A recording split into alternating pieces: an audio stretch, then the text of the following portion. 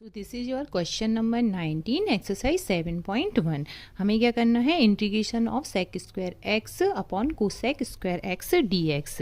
अब हम क्या करेंगे, इनको सेक स्क्वायर एक्स को हम क्या लिख सकते हैं, 1 अपॉन कॉस स्क्वायर एक्स, और अपॉन कोसेक स्क्वायर एक्स को हम क्या लिख सकते हैं, 1 upon sine square x d x. ये क्या हो जाएगा आपका, 1 अपॉन कॉस स्क्वायर एक्स और साइन स्क्वायर एक्स, ये यहाँ जाएगा तो ये आपस में पलट जाएगा, sine square x upon 1 d x. तो ये क्या हो गया आपका, sine square x upon cos square x d x. अब साइन अपॉन कॉस क्या होता है, 10, तो ये हो गया आपका tan square x d x. अब tan स्क्वायर एक्स का तो हम इंटीग्रेशन पता नहीं है कि क्या होता है। आपको एक आइडेंटिटी याद होगी, sec square x plus tan square x is equal to क्या होता है, सॉरी क्या होता है, sec square x is equal to क्या होता है आपका, tan स्क्वायर एक्स प्लस 1, या फिर आप इसे ऐसा पढ़ा था हमने, 1 plus tan square x is equal to sec square x. तो हमें क्या चाहिए, tan स्क्वायर एक्स चाहिए, तो 1 को हम इस तरफ कर देंगे, तो tan square x is equal to क्या हो जाएगा, सेक स्क्वायर एक्स माइनस 1। तो यहाँ हम क्या पुट कर देंगे, sec square x minus 1 d x. अब इसे हम अलग अलग इंटीग्रेट कर देंगे, sec square x d x minus integration 1 d x. 1 का तो इंटीग्रेशन एक्स होता है, प्लस हमें सी लगाना ही है, सेक स्क्वायर एक्स का इंटीग्रेशन क्या होता है, tan एक्स। तो this is your answer. Next आपका है क्वेश्चन 20 क्या है, 2 - 3 sine x upon cos square x d x. इसका हमें इंटीग्रेशन करना है। जब भी हमें साथ में फंक्शन दिए हैं, हम सबसे पहले क्या करते हैं, इन्हें अलग अलग कर लेते हैं। 2 upon cos square x d x minus integration 3 sine x upon cos square x d x. 1 upon 2 यहाँ क्या हो जाएगा, बाहर ले लेंगे हम, यहाँ पे क्या हो जाएगा, 1 upon cos square x d x, और माइनस 3 यहाँ बाहर ले लिया, यहाँ क्या है आपका sign x upon cos square x d x. 1 upon cos square x क्या होता है आपका, 2 इंटीग्रेशन ऑफ, इसे हम लिख सकते हैं sec square x d x minus 3। अब यहाँ पे क्या है, सिंगल फंक्शन है, साइन एक्स है, और यहाँ पे हमें स्क्वायर लिखा है, तो इसको हम सेपरेट करके अलग अलग लिख देंगे। कैसे लिख सकते हैं हम इसे, sign x upon cos x into 1 upon cos x, ऐसा लिख सकते हैं हम। ये यहाँ पे हो जाएगा cos square x d x. तो ये आपका क्या हो गया, 2 sec square x d x minus 3 sine x upon cos x क्या होता है, तो इसे हम क्या लिख सकते हैं, -3 sine x upon cos x क्या होता है आपका, tan एक्स, और यहाँ पे क्या बचा आपका 1 अपॉन कॉस एक्स। तो 1 अपॉन कॉस एक्स आपका क्या हो जाएगा, सेक एक्स। तो यहाँ हम क्या लिख देंगे, सेक एक्स। ये क्या हो गया आपका 2, यहाँ पे सेक स्क्वायर एक्स का इंटीग्रेशन क्या होता है, tan x minus 3 tan x into sec x, tan x into sec x है, sec x into tan x, ये क्या होता है आपका सेक एक्स, और प्लस सी। तो ये हो गया आपका आंसर। आपका क्वेश्चन क्या है next, find the anti derivative of root x plus 1 upon root x d x equals. हमें 4 ऑप्शन दिए गए हैं, हमें बताना है कि इसमें से कौन सा सही आंसर है। तो आपको क्वेश्चन क्या दिया है, सबसे पहले तो एंटी डेरिवेटिव। एंटी डेरिवेटिव मतलब हमें इसका इंटीग्रेशन निकालना है। क्या निकालना है, इंटीग्रेशन। इंटीग्रेशन हमें निकालना है root x plus 1 upon root x का।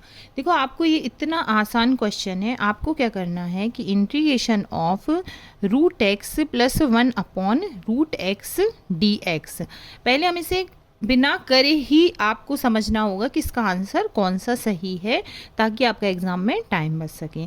तो सबसे पहले आपको पता है कि रूट एक्स क्या होता है, x टू दी पावर 1/2, और जब भी हम x टू दी पावर 1/2 का इंटीग्रेशन करते हैं तो क्या हो जाता है, x पे पावर n+1 अपॉन n+1।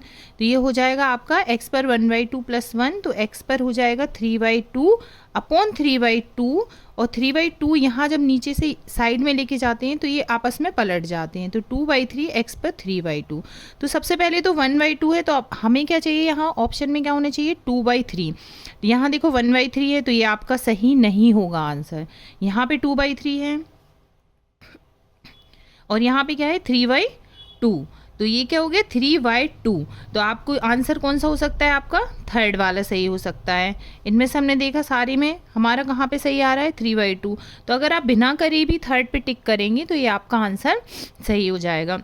और हमेशा ये ध्यान रखना है कि जो मल्टीप्लाई में यहाँ पे नंबर है x के पास, जो पावर है उसका अपोजिट होगा। यहाँ 3/2 है, यहाँ 2/3 है, यहाँ 3/2, यहाँ 2/3। तो ये वाला आंसर आपका आएगा। अब एक बार हम करके देख लेते हैं। तो इसे हम क्या करेंगे, integration of √x dx plus integration of 1/√x dx। हमने से अलग अलग लिख दिया। अब क्या हो जाएगा आपका √x को हम कैसे लिख सकते हैं, x पर 1/2 की पावर dx प्लस 1/x पर 1/2 की पावर dx। x पर 1/2 की पावर dx को आप कैसे सॉल्व कर दोगे, x पर 3/2 की पावर अपॉन 3/2, ये हमने यहाँ पे करके देखा है। प्लस इसे आप कैसे लिख सकते हो, x पर -1/2 की पावर dx। x पे -1/2 की पावर dx को आप कैसे सॉल्व करोगे, x पे -1/2 की पावर +1 अपॉन -1/2 +1। तो ये क्या हो जाएगा आपका -1/2 +1, आपका क्या बचेगा, x पर नीचे 2 बचा आपका -1/2, तो ये हो गया आपका -1 + 2, तो ये हो गया 1/2। और अपॉन में भी क्या बचेगा 1/2। इसको सॉल्व करेंगे तो ये हो जाएगा 2x पर 1/2। तो यहाँ पे क्या हो जाएगा आपका x पर 3/2, और यहाँ इसे हम लिखेंगे तो ये हो जाएगा 2/3 प्लस क्या हो जाएगा आपका 2x पर 1/2 प्लस c। अब देखते हैं क्या ये वाला आंसर आ रहा है कहीं थर्ड नंबर पे। तो देखिए आप 2/3 x पर 3/2 की पावर प्लस 2 x पर 1/2 की पावर प्लस c। तो आपका करेक्ट आंसर कौन सा हो गया, थर्ड वाला आंसर आपका सही है।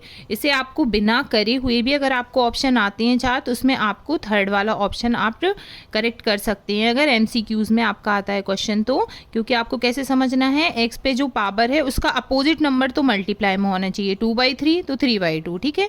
इसमें देखो कहीं भी ऐसा नहीं दिया है अपोजिट नंबर, ठीक है, और सेम नंबर होना चाहिए। तो इससे आपको अलग ही समझ में आ रहा है कि इसका थर्ड नंबर आंसर सही है। और हमने आप करके भी देख लिया, तो आंसर कौन सा आ रहा है, थर्ड आ रहा है। तो this is your question number 21 जो कंप्लीट हो गया है। अब बस एक लास्ट क्वेश्चन बचा है, क्वेश्चन नंबर 22।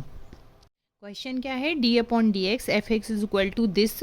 तो हमें इनमें से निकालना है कि सही आंसर क्या है। अब यहाँ पे आपको क्या दिया है, d/dx f(x). तो आपको ये समझना है कि हमें जो भी ये क्वेश्चन दिया है तो ये हमें एक डेरिवेटिव दिया है, और हम डेरिवेटिव का अगर इंटीग्रेशन कर देंगे तो हमें क्या मिल जाता है, फंक्शन मिल जाता है। डेरिवेटिव का इंटीग्रेशन करेंगे तो हमें फंक्शन मिल जाता है। मतलब इंटीग्रेशन ऑफ किसका करेंगे हम, डेरिवेटिव क्या है 4x³ - 3x⁴। तो हमें किसकी वैल्यू मिल जाएगी, हमें मिल जाएगा फंक्शन f(x). तो f(x) = क्या हो जाएगा, integration of 4x⁴ - 3/x⁴ dx। Same process से हम अलग अलग कर देंगे। 4x⁴ dx minus integration 3/x⁴ dx। ये क्या हो जाएगा आपका इंटीग्रेशन, 4 बाहर कर लेंगे। x⁴ का क्या हो जाएगा, x पर n+1 अपॉन n+1 से -3 हम बाहर कर लेंगे। यहाँ पे क्या हो जाएगा, x पर -4 dx। तो यहाँ पे 4 से 4 क्रॉस हो गया, आपका क्या बचा x⁴ -3। ये क्या हो जाएगा, x पर -4 + 1 अपॉन -4 + 1 और प्लस c आपका इंटीग्रेशन के साथ आती है। तो ये क्या हो जाएगा आपका x⁴ -3 x⁴ -3 अपॉन -3। 3 से 3 क्रॉस हो गया और माइनस माइनस मिलके क्या हो गया आपके प्लस हो गया। तो ये हो गया आपका x⁴ प्लस x⁴ -3 को हम क्या लिख सकते हैं, 1/x⁴ प्लस c। ये हमें कई की वैल्यू मिल गई, हमें मिल गई ये फंक्शन की वैल्यू। देखो इन सारे आपको जो ऑप्शन दिए हैं उसमें सारे में फंक्शन की वैल्यू आपको देखना है, x⁴ प्लस 1/x⁴। तो ये किस किस में है, ये देखो फर्स्ट में है, सेकंड में x⁴ है, इसमें नहीं है। थर्ड फोर्थ में भी x⁴ है, इसमें भी नहीं है। x⁴ कहाँ पे है, c। अब हमें इतना तो क्लियर हो गया, या तो आपका आंसर ये है या फिर आंसर c है। तो बस अब हमें किसकी वैल्यू निकालनी है, हम c की हम जैसे ही वैल्यू फाइंड करेंगे तो हमें पता चल जाएगा कि हमारा कौन सा ऑप्शन सही है। c की वैल्यू कैसे निकालेंगे हम, हमें दिया है f2 is equal to 0। f2 मतलब फंक्शन, इसमें 2 वैल्यू पुट करेंगे। f2 इज इक्वल टू क्या करेंगे हम, x की वैल्यू 2 पुट कर देंगे प्लस 1 अपॉन 2 पर 3 प्लस c, और आपका ये काय के इक्वल है, f2 इज इक्वल टू 0, तो ये फंक्शन हो गया आपका 0 के इक्वल। ये क्या हो जाएगा, 2 2 जा 4, 2 जा 8, 2 जा 16 plus 1 upon 8 plus c is equal to 0। इसे हम सॉल्व कर लेंगे तो नीचे हमारा एलसीएम क्या आ जाएगा 8, तो ये हो जाएगा आपका 8 16 128 plus 1 plus c is equal to 0, तो ये हो गया आपका 129 अपॉन 8, और c को हम इस तरफ ले जाएंगे तो क्या हो जाएगा plus c is equal to 0 कर लीजिए आप, फिर c को लेके हम नंबर इस साइड ले जाएंगे तो माइनस 129 अपॉन 8। आंसर किस में आया आपका, माइनस में।